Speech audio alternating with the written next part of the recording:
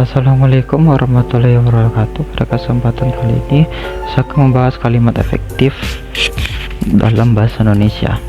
Kalimat efektif merupakan kalimat yang disusun menurut kaidah-kaidah yang berlaku. Misalnya, unsur-unsur krusial yang wajib dimiliki setiap kalimat, subjek dan predikat. Memperhatikan ejaan yang disempurnakan dan menentukan istilah yang tepat pada kalimat tertentu. Kalimat yang memenuhi kaidah-kaidah Kalimat yang memenuhi kaidah-kaidah tersebut akan lebih mudah dipahami pembaca atau pendengar.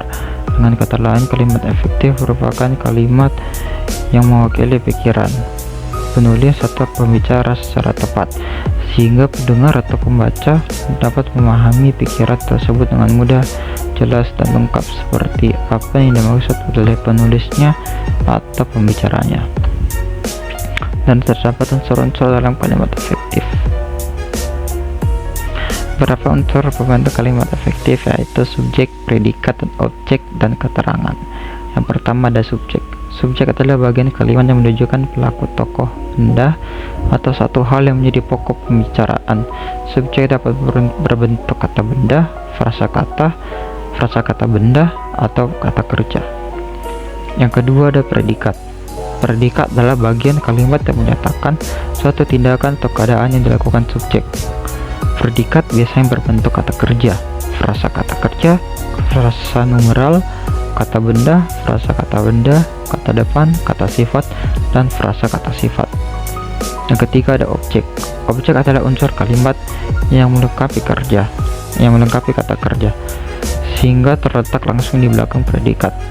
Objek dapat berbentuk kata benda atau frasa kata benda. Pelengkap atau komplement adalah bagian kalimat yang melengkapi P. Letak pelengkap umumnya di belakang P yang berupa verba. Posisi seperti itu juga ditempati oleh O, dan jenis kata yang mengisi pel dan O juga sama, yaitu dapat berupa nomina, frasa nomina, atau klausa. Namun antara pel dan O terdapat perbedaan. Di samping itu, letak pelengkap tidak selalu persis di belakang P. Apabila dalam kalimatnya terdapat O, letak pel adalah di belakang O, sehingga urutan penulisan bagian kalimat menjadi SPO pel. Yang kelima ada keterangan. Keterangan adalah unsur kalimat yang memberikan informasi lebih lanjut tentang makna subjek atau predikat. Keterangan dibagi menjadi 4, yaitu keterangan waktu, tempat, suasana, dan cara. Yang pertama ada keterangan tempat.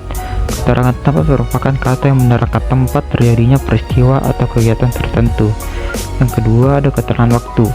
Keterangan waktu merupakan kata yang menerangkan waktu terjadinya peristiwa atau kegiatan yang dilakukan subjek.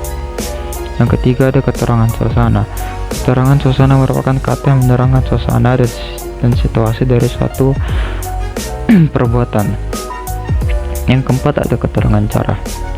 Keterangan cara merupakan kata keterangan yang menjelaskan cara suatu aktivitas atau kegiatan. Kata keterangan biasanya diikuti kata dengan atau secara. Ciri-ciri kalimat efektif. Syarat dari sebuah kalimat efektif adalah logis, tidak ambigu atau makna ganda, hemat, dan sesuai dengan EYD atau ejaan yang disempurnakan. Ciri-ciri kalimat efektif terbagi menjadi 8. Yang pertama, memiliki unsur penting atau pokok, minimal unsur SP. Yang kedua, taat terhadap tata aturan ejaan yang berlaku. Yang ketiga, menggunakan diksi yang tepat. Yang keempat, menggunakan kesepadanan antara struktur bahasa dan jalan pikiran yang logis dan sistematis. Menggunakan kesejajaran bentuk bahasa yang dipakai. Yang keenam, melakukan penekanan ide pokok. Ketujuh, mengacu pada kehematan penggunaan kata. Yang kedelapan, menggunakan variasi struktur kalimat.